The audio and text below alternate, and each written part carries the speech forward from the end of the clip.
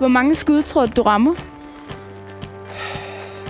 Ja, jeg håber da i hvert fald kunne få 1 i mål.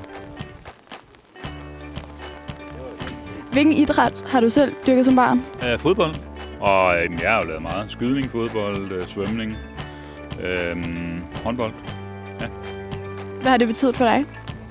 Det har jo givet mig sådan en ballast, der hedder, at bevægelse og motion, det er vigtigt.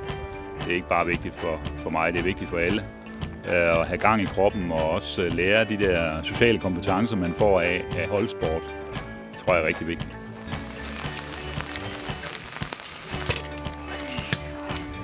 Hvem tror du er de vigtigste samarbejdspartnere for at få flere børn til at bevæge sig? Jeg tror jo, at klubberne er helt afgørende. Der er jo rigtig mange idrætsledere, der kæmper en hård kamp for at engagere unge mennesker i sport.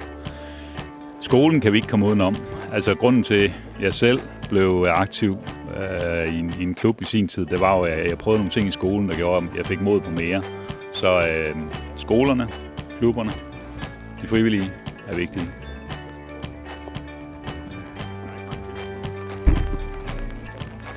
Hvorfor tror du, det er vigtigt, at børn dyrker idræt i foreninger? Det er vigtigt, fordi det giver simpelthen så meget, både i forhold til at have et længere liv, og så også at kunne samarbejde med andre.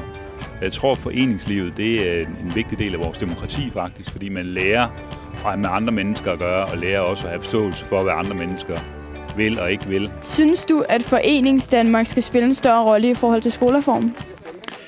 Ja, det kunne jeg godt tænke mig. Altså, vi skal sørge for, at foreningerne har et godt samarbejde med skolerne og omvendt. Og der kan man sige, at foreningerne tilbyder jo også nogle faciliteter, der gør, at skolerne har et sted at sende børnene hen. Og der er nogle kommuner, der er rigtig gode til at få det der til at fungere, spille sammen. Der er altså også nogle kommuner, hvor det halter kraftigt, hvor man ikke er villig til at bruge de midler, der skal til for at hjælpe klubberne med at hjælpe skolerne.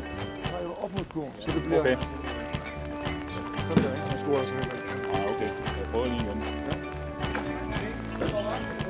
Du har ret. Men altså, jeg lever af at få børn til at spille basket. Okay.